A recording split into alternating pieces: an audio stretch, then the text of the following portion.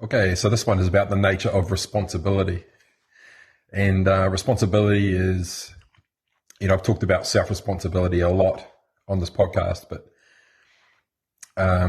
responsibility just in general and in terms of the role that it plays within companies and organizations as well as society and the crossover into nature with how responsibility works.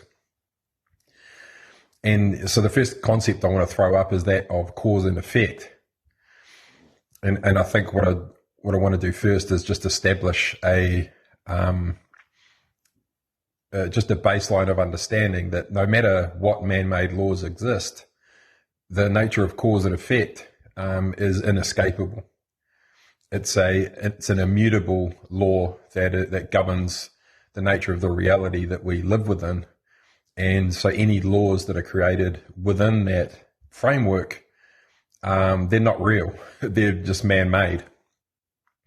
The law of statute doesn't impact upon, the bird in the tree or the tides. It doesn't determine whether a tiger eats a gazelle.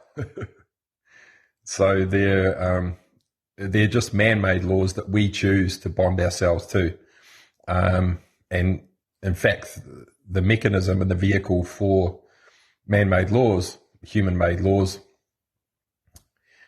laws of statute, is that we appoint an agent on our behalf that stands under us, we the people. That agency is the government of a nation. It's a fictional entity. It's a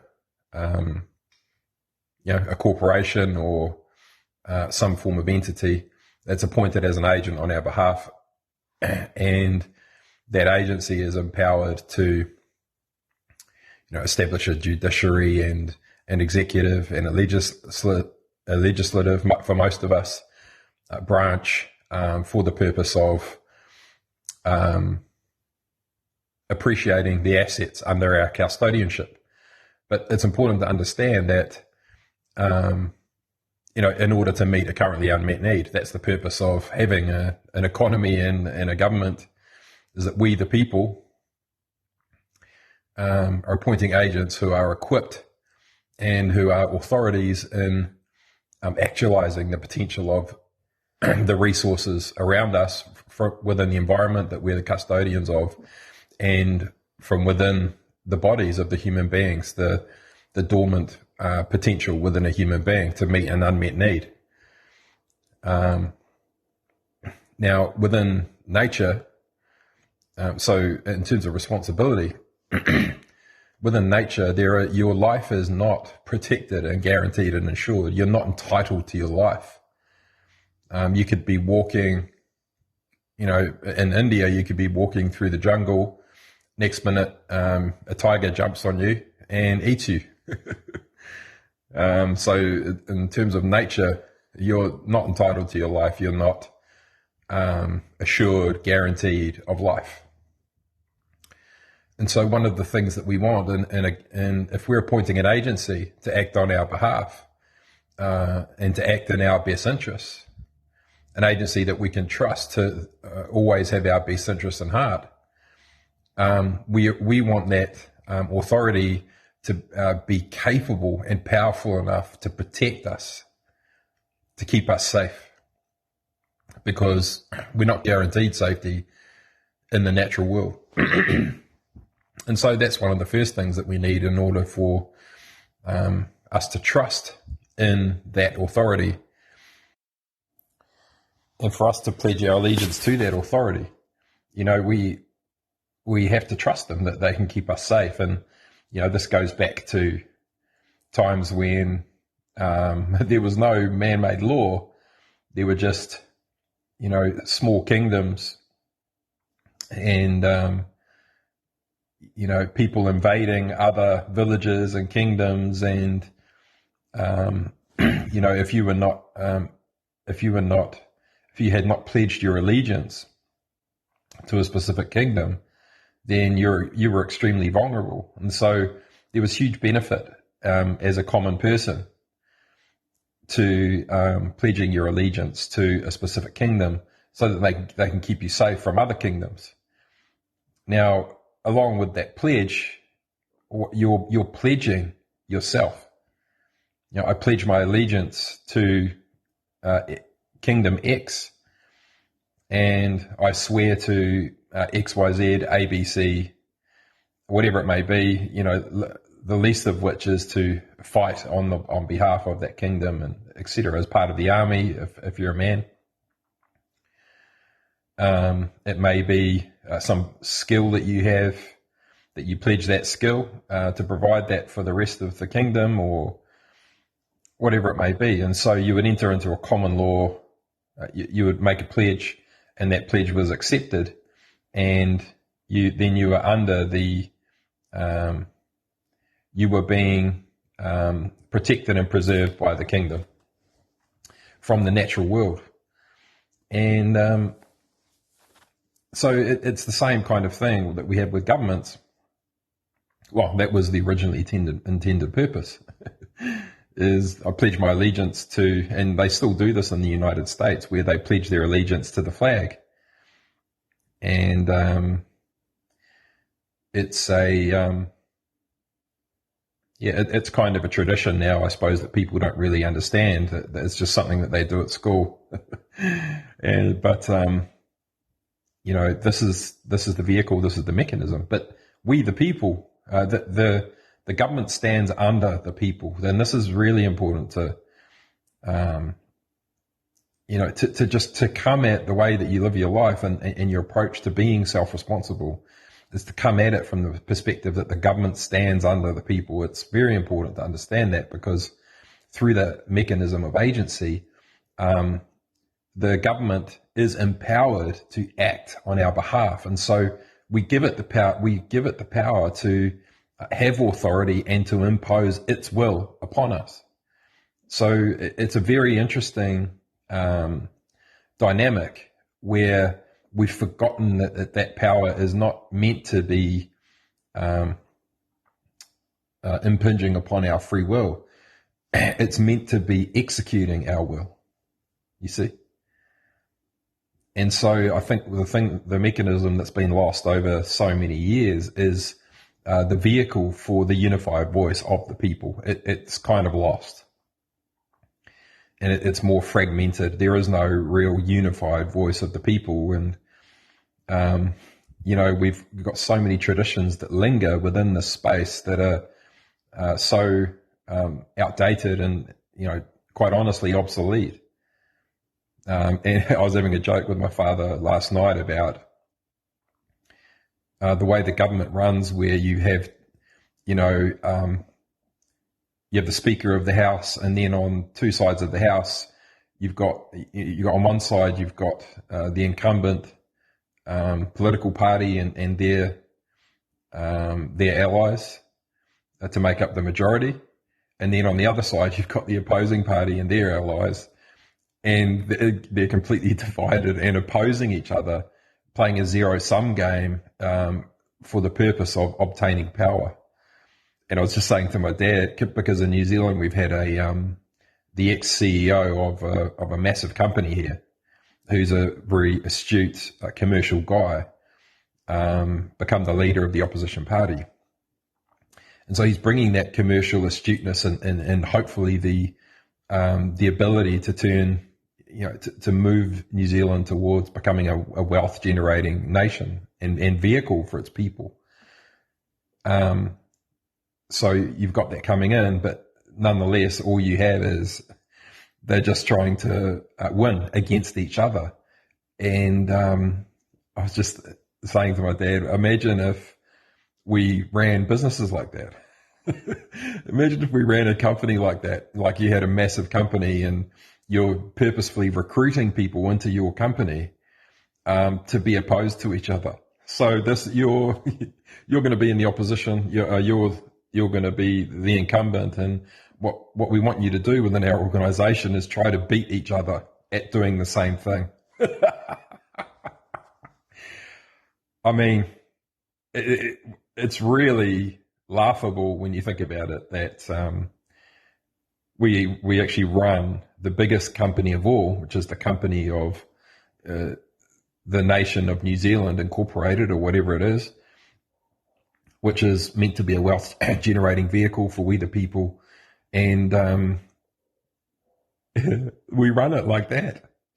So, I find that just really scary about how dated it is, and how inefficient it is, and how wasteful it is, and how much they rely on creating a deficit in terms of creating new debt and to spawn growth, rather than in New Zealand we sell off a lot of our assets, and so we're not really in order to service debt, and so we're not really in a wealth generating mode. We're in a real deficit mode, and 97% of the profit made from the financial sector in New Zealand goes to overseas companies, and so we've got so many profits from potentially what could be New Zealand assets just being pumped offshore. So we have massive dependencies on foreign nations, and don't get me wrong, I'm all for cooperative collaboration in order for mutually beneficial outcomes, with foreign nations and whoever it may be. But that is very different to having a codependent relationships with foreign nations where we depend upon them to the degree that they can then leverage us and scapegoat us, and what we're seeing is New Zealand being one of the most profitable countries on the planet as in terms of the financial sector. And so a lot of the global banks that operate here that we are dependent on, New Zealand is one of the highest margin countries, and it's because we have no, and I say this all the time on this podcast, and that is that the only solution to codependency or any form of dependency is to get yourself into an abundant state where you have an abundance of options, not where you have an abundance of everything ready to go, but an abundance of options that can be executed as an alternative. Let's say if we have 97% of our financial sector is dependent upon Australian banks.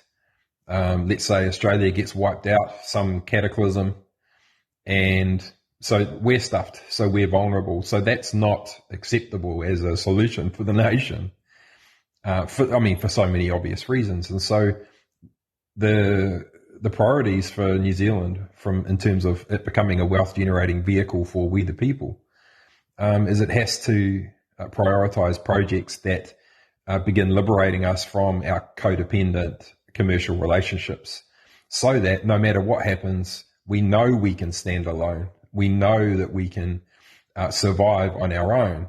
And then from that platform, from that base, I call it a baseline of survival as a nation, we can then cooperatively collaborate and explore curiosity and explore collaboration with other nations to enhance our capability and our capacity to thrive as we the people, but not until that baseline is established.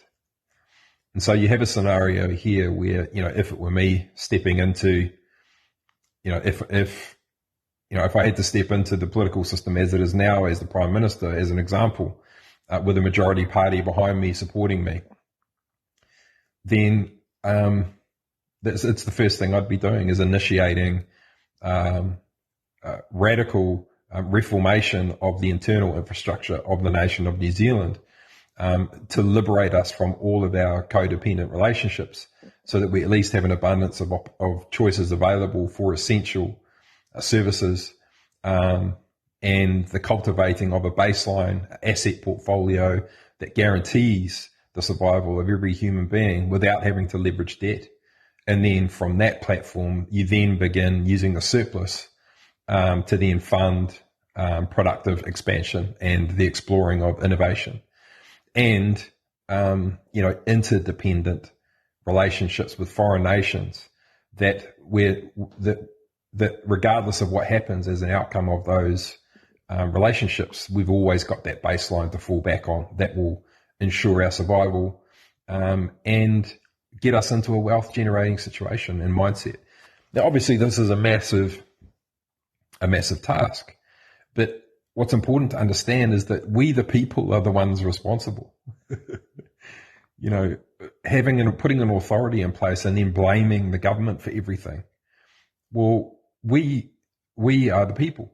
The government's just the agency we appoint to actualize our potential as a nation and as the custodians of the resources of the land and what's in the earth.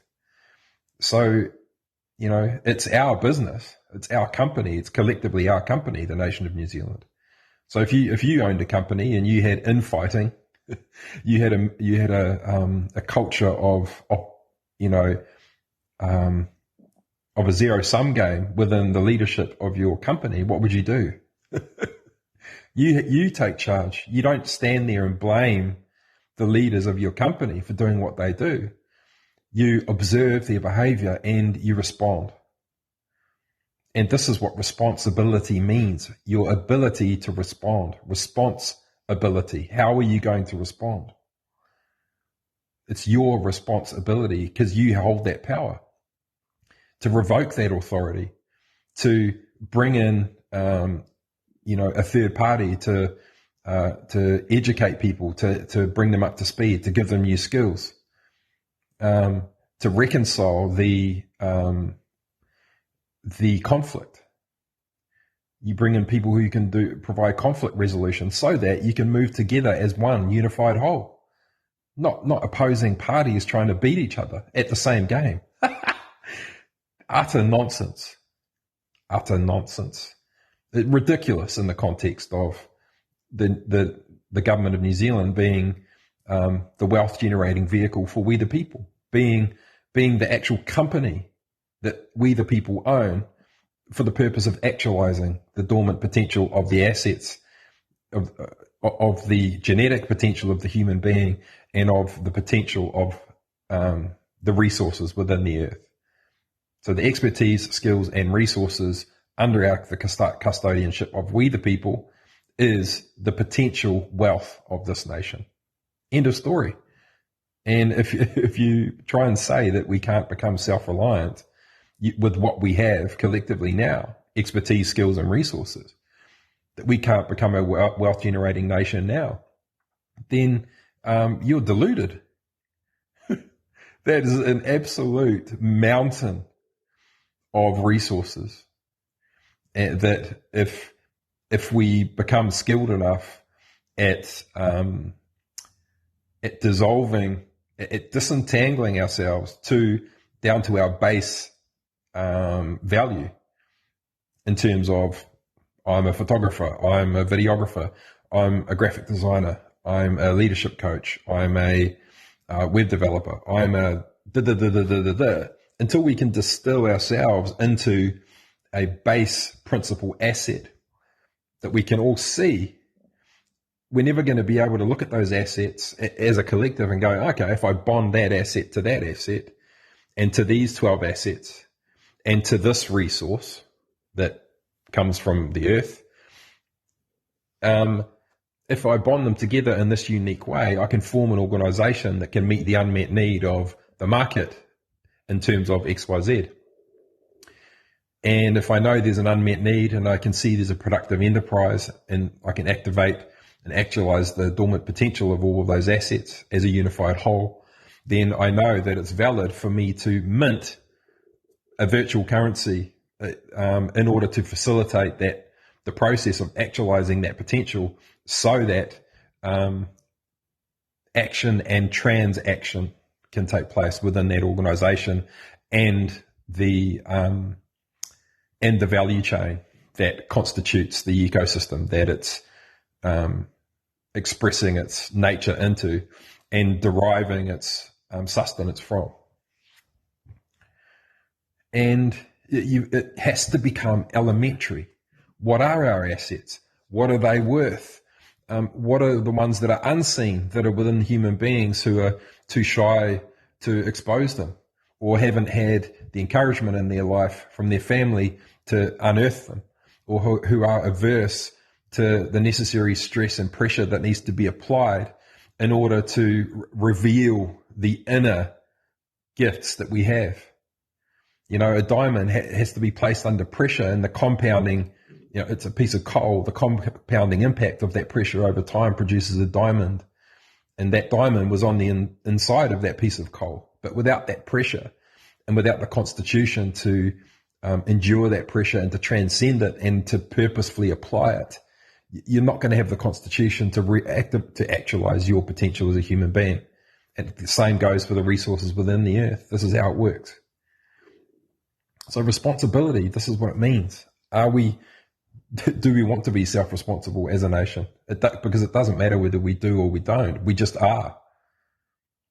We just are. And, you know, understanding that the nation of New Zealand stands under we the people is the first thing that we have to remember about this whole process and mechanism. And, you know, I'm often, you know, some of you know I've developed an organisation called a SERPO, a self-regulating perpetual organisation, for the purpose of protecting and preserving assets and intellectual property in perpetuity in a way where the DNA is immutable, but then the organisation itself can take on infinitely mutable form, and operate within the statutory framework of business, but it can never be broken up and destroyed against the will of the community that is driving it. And so, in that scenario, you know, once you know that there's a vehicle for the activation and appreciation of your assets, and you have a government that is actually looking at these assets for the sole purpose of appreciating them to meet a currently unmet need, you know, you have a wealth generating vehicle for the governance of a nation. But, you know, when you understand that how common law, the voice of we the people, the interplay between the agency of the government, you know, it's pretty. Well, the power of it is absolutely extraordinary. So when I was market validating this organisation, I had to test a hypothesis about certain aspects of the law that I observed, and one of them was to utilize my power as a human being under you know, my civil rights, to utilize them to dissolve agreements that bonded me to statute law. And so, you know, multiple times I've wielded my power to just dissolve a contract using my voice alone via a statutory declaration. And so most people think that, and this is the conclusion that I want to leave you with about responsibility, is that you cannot avert cause and effect. It's nature. As a human being, you are governed by cause and effect. It's immutable. Now, in the law of statute, with businesses and companies and governments, you can create a contract in order to avert responsibility, in order to avert liability. And so, you know, I declare that I will not be held liable for XYZ if you use my product, or if you listen to my audio, or if you do this, I will not be held liable for XYZ. Well, cause and effect is cause and effect. The impact of your influence on the environment that contains you is going to happen regardless. And so creating an agreement saying that I will not be held responsible for the consequences of my actions, doesn't work with cause and effect. And so as a scenario, if you're a company and you have contracts between your customers and even between your employees that say, we will not be held liable, we will not this, we will not that, and then your employees lean on those contracts, feeling safe and protected from any liability that could come from actions, decisions, interpretations that are made as part of their job. Under civil law, what the company is actually doing is exposing the individual, the natural person, the natural human being under common law, is exposing them and their personal assets to restitution that could come from that issue, you see. So whilst you can avert responsibility in the world of statute, you cannot avert your responsibility as a human being under civil law. And so in a scenario where where a company is averting liability and creating an imaginary protective shield from the impact of cause and effect, civil law and civil court is there, and they will utilize the employee's personal assets for restitution for the actual impact of cause and effect, for the recklessness of the word. And in civil law, your word is your bond, and you can revoke it without justification, without question, at any time. You can use your word because you're the commander of your word. Whereas in statutory law, they'll often use a demand, which is a firm request. I am firmly requesting. But in statutory law, the reason for that a demand is the most implicit expression of a request is because ultimately it's a request. And, a demand is a firm request. And the reason for this is because the commander, the one ultimately empowered to command, is the natural person. And so, and so I take, when I was younger, I used to take a bit more pleasure into standing up to bullies than I do now. I'm a bit more pragmatic. I'm more mature now in that I don't care about winning. What I care about is fruitful outcomes for everyone involved, in the same way that nature does it. Nature is seeking harmony. It's not trying to win. It's trying to accommodate the perspectives of the entire ecosystem so that the whole ecosystem can thrive. And so it's pointless me winning an argument in a courtroom. Hey, congratulations, you won, here's a payout. Well, actually, I'm engaging with this company because I want them to solve a problem for me. That's all I want. I don't care about winning. I don't care about what the law says, and I don't care about how the law works. I'm just a human being that wants everyone to thrive so that I can get what I want. And that is for this company to provide me with a service that enables me to actualize the potential of the vision that I contain, that I'm never going to let go of and going to relentlessly pursue until my last breath. But I'm also devoted to removing every obstacle barrier standing in the way. And so if I have to bring your attention to the fact that your employees are exposed to, and their assets are exposed because you chose to expose them by averting the consequences of cause and effect because you're a company and you're entitled to do so under statute law, then of course I'm going to exploit that. I'm going to utilize it to ensure that the restitution comes that based on cause and effect, which is an immutable law. And so responsibility. You're the commander of your ship. You're the commander of your vessel. Only you have the power to command it.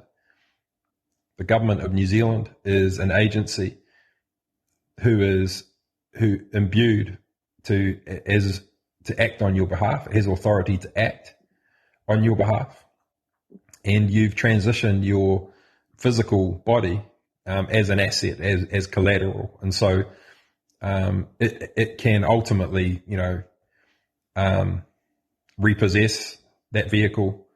You put it into prison. That's why your kids can get confiscated and things like that. And so it's important to understand the government can place demands, and that demand will be the ultimate truth and the ultimate authority, unless you choose your sovereignty, to be self-empowered, and to issue a command that renders the demand obsolete. And that's how you claim your own agency as the commander of your own vessel. So, yeah, I've spent 18 plus years studying all the constitutions of most of the main countries anyway, and the trusts and the mechanism, and trialing them in scenarios where there's conflict and dispute. And yeah, this is how it works, much to the surprise of people who are just in shock that this is actually how it works, because all of a sudden you feel vulnerable, even in your day-to-day life working for your company. You used to feel protected by the contracts that are in place, but now that you know that there's another legal system where you are accountable for the impact of the decisions you make even in the job, because you're the custodian of the legal person that's employed by the company, then you actually can't avert responsibility ever, really. And yeah, so this is the nature of responsibility. We, the people, are the commanders of the ship that is the nation of New Zealand. We're the commanders, but we are the stewards, and we are the ones entrusted with actualizing the dormant potential of the earth that we are the stewards of, and of the dormant potential of the dormant genetic potential within our bodies to meet the unmet needs of the totality of the ecosystem we are a part of.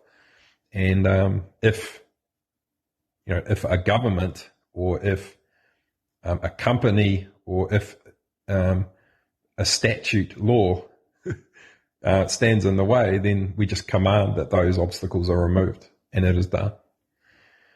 And so yeah, this is the nature of responsibility. Responsibility. If there's something you don't like, how do you choose to respond? How do you want to respond? And yeah, so we've got a long way to go, but my hope is that the Powerhouse platform, as the marketplace where all of the principal assets can become visible first and foremost off-chain, and then activated and brought on-chain, onto the blockchain, and visible as the actualized potential of that, of the later potential of the market, we can then begin bonding these assets together to form cooperative collaborations to meet the unmet need of something else within the ecosystem. I see this as the foundation of a new digital economy emerging that translates the dormant potential and the actualized potential of Web 2 based marketplace and Web 3 based, analog and digital, and translates them into a singular, uniform, new kind of asset where everyone can be involved, where you don't have to know what Web 3 is and have MetaMask and cryptocurrency, and you know what staking means and all that kind of stuff. That we've just got this whole new digital marketplace and economy taking off, and we're leaving half of the people behind. It's not going to work. We have to merge the two together. We have to create something new that is a hybrid of both, so they can coexist together. Exactly the same as common law and statute law. They both have to coexist together, but we have to understand where the power lies. We have to consciously appoint agents to act on our behalf, but we have to hold them to account, and we have to give them what they need in order to be successful and in order to thrive. As we, the people, as the commanders of the ship. Okay, so that's it for now for the nature of responsibility. Talk soon.